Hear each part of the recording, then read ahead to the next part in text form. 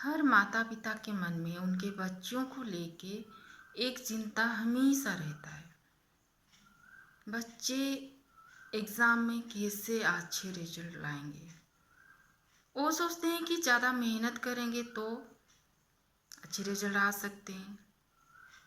अच्छा, अगर मेहनत करने से ही अच्छा रिजल्ट आ जाता, एक क्लास में समझो 100 बच्चे हैं। अभी 100 बच्चे same school, same teacher, same book, tuition जा रहे हैं, अपना होमवर्क कंप्लीट कर रहे हैं, सेम मेहनत कर रहे हैं। रिजल्ट आते आते हर बच्चे का रिजल्ट अलग होता है।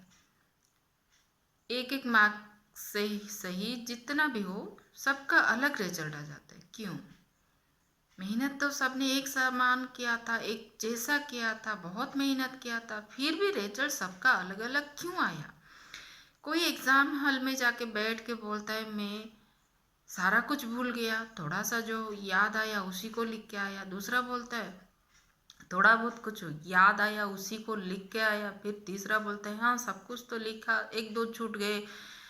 एक दो बच्चे 100% अटेम्प्ट करके आते हैं, कोई 100% अटेम्प्ट भी नहीं कर पाते। क्यों होता है? सेम मेहनत करने के बावजूद अगर सबका रिजल्ट अलग अलग आता है तो मेहनत अकेले सब कुछ नहीं है।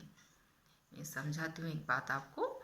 आप किचन में जब कुछ फल सब्जियां काटते रहते हो, एक चाकू चाहिए होता है। उस चाकू का अगर धार ही नहीं हुई तो आप काटोगे कैसे?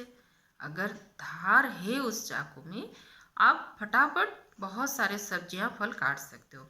अगर चाकू में धार ही नहीं है, कितना भी कोशिश करो, कितनी मेहनत लगा लो, आप या तो कुछ भी नहीं काट सकते या थोड़े बहुत कुछ काट सकते, बहुत कम मात्रा में। आप कितना भी मेहनत करो, मेहनत आपने सारा कर लिया लेकिन आपको रिजल्ट नहीं मिला।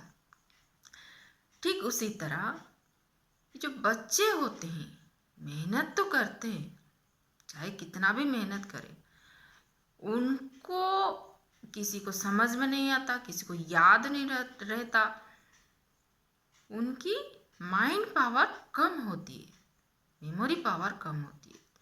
तो उनको चाहिए क्या? सबसे जो ज़रूरी चीज़ अभी क्या हो गया, उनकी माइंड पावर बढ़ाने की। मेहनत करना जरूरी है, मेहनत तो करेंगे, उसके साथ जो चीज़ चाहिए वो है उनकी मेमोरी पावर बढ़ाना, माइंड पावर बढ़ाना। जैसे आपकी चूड़ी में अगर धार नहीं है, आप कुछ काट नहीं सकते, उसी तरह अगर बच्चे की माइंड पावर कमज़ोर है तो वो एग्ज़ाम में अच्छा रिजल्ट नहीं ला सकता, चाहे कितनी भी मेहनत कर ले। इसके लिए जो ज़रूरी चीज़ है वो है उसकी माइंड पावर को बढ़ाना, उसकी सेल्फ कॉन्फिडेंस को बढ़ाना, उसकी मेमोरी पावर को बढ़ाना, उसको जो उसकी समझने की जो शक्ति है उसको बढ़ाना। उसके बाद जब वो मेहनत करता है तो बहुत सक्सेस होता है, बहुत ज़्यादा उसी मेहनत में वो बहुत ज़्यादा मार्क ला सकता है। उसको करना क्या है? पढ़ना तो है, मेहनत जैसे करते हो वो तो करना है, उसके साथ ये माइंड पावर बढ़ाने के लिए, मेमोरी पावर बढ़ाने के लिए, आत्मशक्ति, मन की जो शक्ति है उसको बढ़ाने के लिए हमें ध्यान करना है, योग करना है, प्राण क्रियाएं करना है। ये सारे जब हम करते हैं, हमारी मन की जो शक्ति है वो बढ़ने लगता है, कॉन्फिडेंस आता है, मेमोरी बढ़ती है, सब समझ में आता है। तो उतनी भी जितनी भी मेहनत हम अभी कर रहे हैं उतने में हमें अच्छा रिजल्ट मिलना ही है, मिलना है। अगर समझ में नहीं आ रहा है फिर मेहनत कर रहे हैं, मैं याद नहीं आ रहा है फिर मेहनत कर रहे हैं, तो उसका फ़ायदा कुछ नहीं। समझ में आ रहा है, याद भी रह रहा है, फिर जो मेहनत करते हैं ना उसका फल बहुत ज़्यादा होता है। तो बच्चों को ये योग क्रियाएं, ध्यान, ये सारे सिखाने की बहुत ज़रूरत है। देखो, जो हमारे जो बच्चे हैं, मैं अपने बारे में बोल रही हूँ, हमारे जो दीक्षा लिए हुए बच्चे हैं, दीक्षा लेने के बाद उनकी शक्ति इतनी बढ़ चुकी है। कोई स्कूल में टॉप करता है, कोई कॉलेज में टॉप करता है, कोई यूनिवर्सिटी में अपना टॉप करता है। जैसे हो टॉप ना सही, बहुत बच्चे बहुत अच्छे रिजल्ट्स लाते हैं।